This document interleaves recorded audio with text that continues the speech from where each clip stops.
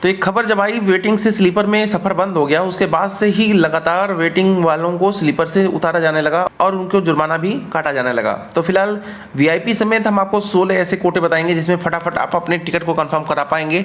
Railway के कौन से नियम हैं जो कि वेटिंग टिकट को लेकर के काफ़ी सारी परेशानियां आ रही थी, जिसकी वजह से लोग चाह रहे थे कि किसी भी तरह से वेटिंग ना होने पाए। अब वेटिंग के बाद आप कैसे कैसे उन कोटों का प्रयोग कर पाएंगे। वीआईपी कोटों के समेत 16 ऐसे कोटे हैं जिनका आप यूज़ कर सकते हो और अपने भी वेटिंग टिकट को आप कंफर्म करा सकते हैं। तो चलिए आपको बताते हैं फटाफट ये कौन कौन से वे कोटे हैं।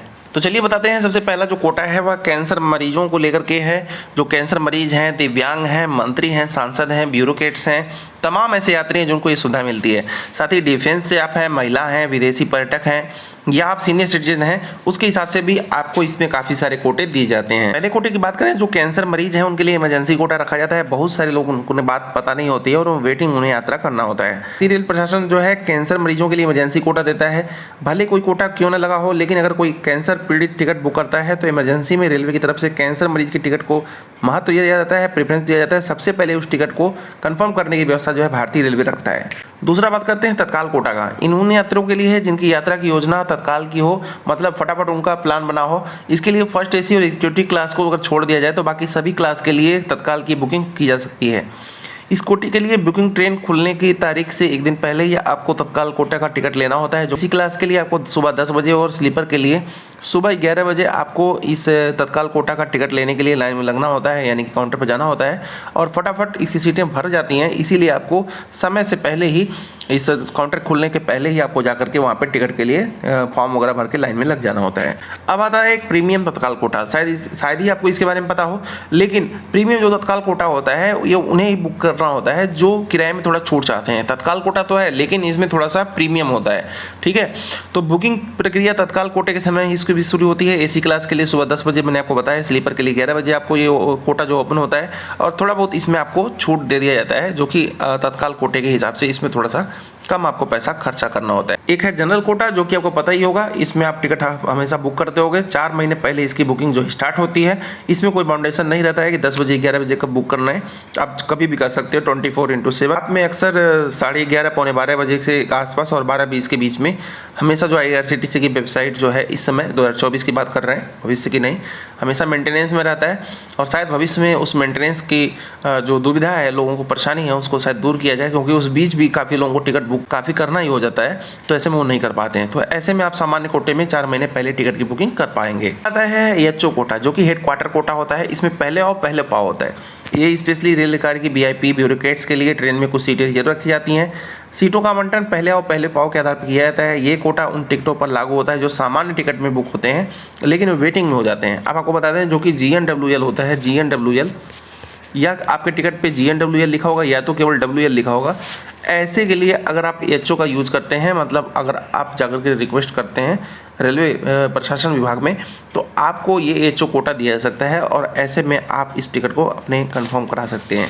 अगर आप नहीं भी कराते हो तो ये EHO कोटा अगर खाली रहता है तो सबसे पहले GNWL या WL वालों का कंफर्म कर दिया जाता है। अगला बताते हैं आपको दिव्यांग कोटा। देखिए दिव्यांग कोटा में 2 सीट मिलती है। आप सोचो कि एक साथ एक फ्री है क्या, तो बिल्कुल है। तो दिव्यांग कोटा अगर आप टिकट बुक करते हो तो एक टिकट आपको ऐसे ही दे दिया जाता है, क्योंकि दिव्यांगजन जो है उनको साथ में असिस्टेंट के लिए ये सीट जो है बुक की जाती है। दिव्यांग के लिए सबसे नीचे वाली सीट होती है और उनके साथ जो असिस्टेंट होता है उन्हें बीच वाली सीट, मिडिल वाली बर्थ दी जाती है, जो उनके असिस्टेंट के रूप में वहाँ पे रहते हैं, जो कि मंत्री विधायक सांसद कोटा होता है। इस कोटे के तहत सांसद भवन कोटा, विधायक, सांसद, राज्य और केंद्र के मंत्री, न्यायाधीश के लिए कोटा होता है। उच्च अधिकारियों के लिए निर्धारित सीटों की संख्या को दर्शाता है। इससे वो तत्काल इस यात्रा को पूरा करने के लिए टिकट का प्रयोग कर सकते हैं। अगर आपके भी जान पहचान में मंत्री, विधायक, कोई सांसद हैं तो उनका प्रयोग करके उस कोटे का अपने टिकट को कंफर्म करा सकते हैं। रेलवे में जो रक्षा अधिकारी होते हैं उनके लिए कोटा होता है। इसका लाभ लेने के लिए उन्हें बस अपनी ID दिखाना होता है। डिफेंस कोटे के लिए बुक किए गए टिकटों का इस्तेमाल ट्रांसफर, घर वापसी, आने जाने, अवकाश के बाद फिर से ड्यूटी पर लौटने के लिए किया जाता है। अगला कोटा है महिला कोटा। ये कोटा अकेले या 12 साल से कम उम्र के बच्चे के साथ आप महिला यात्री के लिए अगर ये आरक्षित रखी गई है सीटें, वो कर सकती हैं इनका प्रयोग। कुछ ट्रेनों में सेकंड सीटिंग और स्लीपर क्लास में महिला यात्रियों के लिए आधा दर्जन सीटें निर्धारित की गई हैं। फिलहाल इसका वीडियो ऑलरेडी मैंने बता दिया है कि ट्रेन की बुकिंग इतने दिन पहले करने पे भी काफ़ी सारी सीटें कैसे बुक जाती हैं और कैसे कैसे डिवाइड किया जाता है, क्या क्या रिजर्वेशन रखी जाती हैं, कैटेगरी कितनी सीटें रिजर्व रखी जाती हैं जो कि टिकट बुक करते समय वो कंफर्म की जाती हैं और वेटिंग के समय या लास्ट में चार्ट प्रिपेयर के पहले ही कंफर्म की जाती हैं। अगर आप वीडियो ना देखा हो तो देख लीजिएगा, चैनल पे पड़ा हुआ है एंड स्क्रीन दे देंगे, वहाँ से भी आप वॉच कर लीजिएगा। विदेशी पर्यटक के लिए जो कि फॉरेनर्स हैं उनके लिए अलग ही कोटा रखा गया है। फिलहाल वैध वीजा रखने वाले जिनके पास वैध वीजा है, यानी वैलिड वीजा है, ऐसे विदेशी पर्यटक हैं या एनआरआई हैं, ऐसे एनआरआई भी कुछ सीटें जो है रिजर्व रखी जाती हैं। इन सीटों का किराया रेलवे के बेस से थोड़ा सा दूना होता है, 1.5 गुना होता है ऐसे लोगों का किराया, तो जो विदेशी पर्यटक होते हैं एनआरआई होते हैं, ठीक है। तो ऐसे लोगों के लिए भी अलग कोटा रखा गया है जो कि कंफर्म कर दिया जाता है। ड्यूटी पास कोटा, रेल कर्मचारियों को उनकी ड्यूटी के लिए ट्रेन में चढ़ने के लिए ड्यूटी पास कोटा दिया जाता है। सभी श्रेणियों में सेवारत सेवानिवृत्त रेलवे कर्मचारियों के लिए सीमित संख्या में बर्थ रिजर्व हुए हैं जो कि कोटे के तहत बुक की जाती हैं।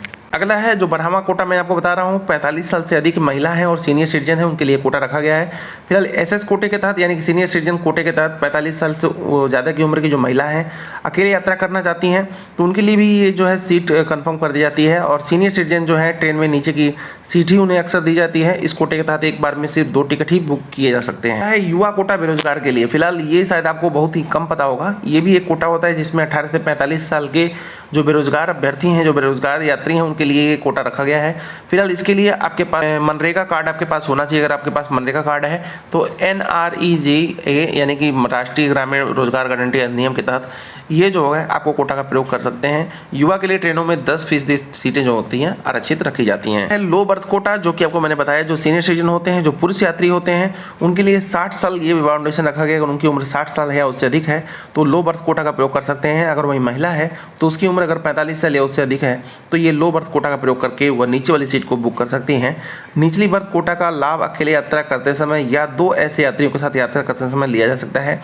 अगर आपके पीएनआर पे 2 से अधिक हैं तो ये आपको कोटा का प्रयोग नहीं कर सकते, तब आपको नीचे वाली सीट नहीं मिलेगी। अगर 2 ही हैं पीएनआर पे, 1 या 2 हैं तो नीचे वाली सीट आपको एकदम श्योर है मिली जाएगी। अगला है रेल आरई कोटा जो कि रेलवे प्रशासन द्वारा अपने कर्मचारियों को जो आरई रेलवे एम्प्लॉइज होती हैं उनको विशेष यात्रा पास देता है जो कि ट्रेन कोटे के लिए ड्यूटी पर तैनात रेलवे कर्मचारी स्टाफ के अंतर्गत आते हैं।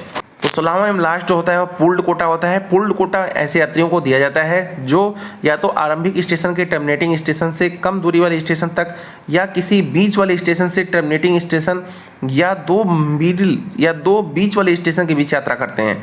पूरी ट्रेन यात्रा के लिए केवल एक पूल्ड कोटा होता है। जब यह कोटा भर जाता है तो पूल्ड कोटा वेटिंग लिस्ट के तहत टिकट जारी होते हैं। हालांकि इस कोटे से सीट कंफर्म होने की उम्मीद बहुत ही कम होती है। अगर आपका PQWL है, फिलहाल PQWL, TQWL, GNWL, WL क्या होता है, क्या डिफरेंस होती है, कौन पहले कंफर्म होता है, इस पर ऑलरेडी वीडियो मैंने पर डाल दिया है, वो आप वॉच कर लीजिएगा, हम इंड स्क्रीन में दे देंगे, वहाँ से भी आप वॉच कर सकते हो। फिलहाल ये सारे जो 16वां कोटा मैंने आपको बताया, आपको सारी जानकारी पहले से थी कि नहीं, कमेंट बॉक्स में जरूर बताइएगा। और रेलवे द्वारा ये जो कोटा दिए जाते हैं आपको इसमें कौन सा कोटा आप प्रयोग करना चाहेंगे, फिलहाल कमेंट बॉक्स में जरूर लिखिएगा। अभी के लिए बस इतना ही, धन्यवाद।